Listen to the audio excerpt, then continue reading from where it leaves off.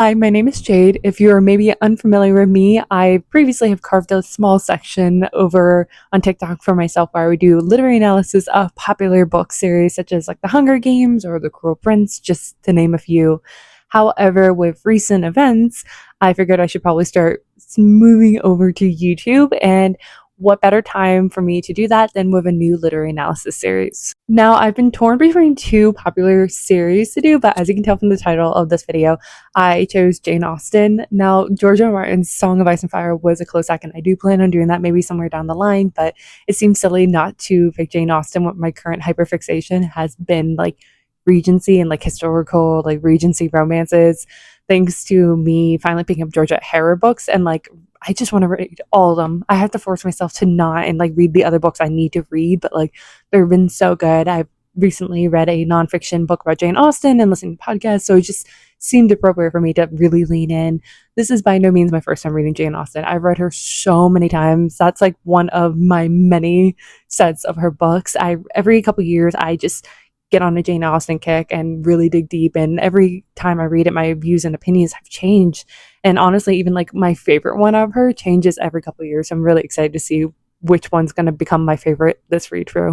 This reread, I'm really excited because I realized with like rereading The Hunger Games and The Cruel Prince, reading it with a literary like lens has altered my perspective greatly. So I'm really excited to then do it for Jane Austen's books this time. If you're unfamiliar with my style, I typically analyze the books as I am actively reading it. However, I'm going to have to alter my style slightly with this new platform. I will still be like analyzing as I actively read, but I am also going to be like posting longer form videos. So I'm going to be posting like probably batches of chapters this time. And in addition, I'll be sporadically posting videos going into like more niche topics to accompany the book. When I analyze, I pretty much am doing like what you would do in like a high school or college English class. I'm looking at characters, I'm looking at the plot, I'm looking at themes, symbolism, motifs, all those kind of things. So like I'm just excited to do this for Jane Austen this time. Now, I am by no means an expert on Jane Austen. I like to consider myself an amateur expert because I spent quite a few years hyperfixating on this particular time period and its like neighboring ones. For example, like Jane Austen's works straddle between Georgian and Regency era. Like Jane actually was born and spent her early adulthood more so in the Georgian era. Like her nieces were definitely more categorized as Regency ladies. So like Georgian societal rules and faux pas, you see them in her stories. And while she watched the Regency era bloom and they do play a role in her story, you see her stories kind of straddling the Georgian and Regency era as she has. So like a couple of her books actually take place at like late Georgian, early Regency. Like they're not true deep Regency, but if you are, but I don't want to get too far into this rabbit hole. And if you're interested to know more about like this particular time period and like history, I recommend books such as Jane Austen at Home by Lucy Worsley, or Jane Austen's England by Roy and Leslie Adkins, or even the podcasts such as The Thing About Austen, where like the hosts are pretty much experts and they also bring on like more niche experts to talk about like niche topics such as like the particular dish that Bingley brings up in Pride and Prejudice. So there's a host of things that like you can go out and read and listen to yourself, but I'm also going to be referencing during my analysis. My knowledge is pretty much what like from the previous examples along with some others, but also reading contemporary authors of Jane Austen's time such as Frances Burney and Samuel Richardson.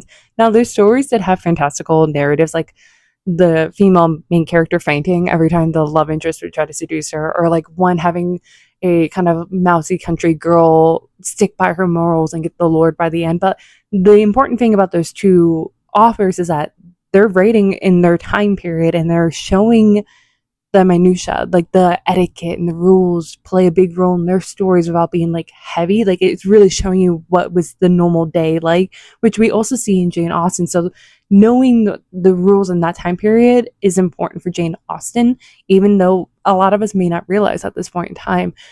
And it's important because if you're looking at like contemporary historical romances, which feels paradoxical to say, but like a lot of them aren't historically accurate, which is okay, I guess. If you like that, I recognize that like I'm definitely nitpicky about those kind of things, and they're trying to like fit the narrative and capture modern audience, though I think it's obvious. Modern audiences don't need like the cliche girl bosses to engage them, because like we all still love Jane Austen to this day. I, though, will admit I can easily fall out of books or movies that have inaccuracies. Like for me, they are kind of important unless they're done well. Like a great example is like the 2022, no, the 2020 Emma is not completely historically accurate, but it fits so well that it didn't put me out of the story compared to the 2022 Persuasion. Now, this doesn't mean that there aren't contemporary authors who aren't doing it well. Like, for example, Suzanne Allen's one of my favorites, like Mr. Malcolm's List, Latimer's Letters. You can tell that she's lovingly researched the time period and really does implement the rules and etiquette of that time period as a part of her stories. And I think it enhances them and makes them more enjoyable for me while still being digestible. And another is Georgette Heyer. Now, she technically was born, I believe, in the 1930s, died in the 1970s. But you can tell that she also really leans into the rules and etiquette of that time. And while her stories, female main characters, I think fit so much more are modern ones, they don't feel too out of place, if that makes sense. Going back to Jane Austen, my intentions for this series is to go beyond the surface level to, for both myself and other readers, to shed a light on aspects of the story that like contemporaries of Austen's time might have known, but we as modern readers may not know as much. Like again, the social etiquette and little details that like to help understand like the characters or themes or jokes a little better, to put in context of societal rules and etiquettes, to then understand the constructs of Austen's world and that she was like working within, and like that she's also equally bucking up against. I want to illuminate how Austen was welcoming readers to have a conversation that encompassed so much more than just the themes of marriage and love.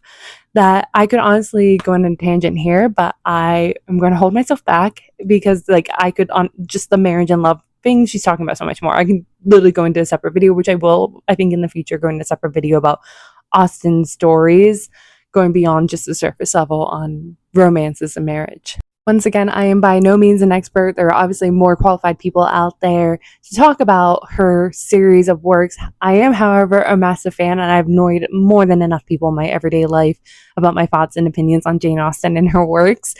This is also just to be fun. Like I said, I love talking about her, and I would love to encourage a conversation with all of you, because here's the thing, there's no right way of reading any book. Everyone views it slightly different, with a slightly different lens. Like, why do you think there's so many scholarly papers on Jane Austen through a feminist lens, or medical, or political, or 1,000 others?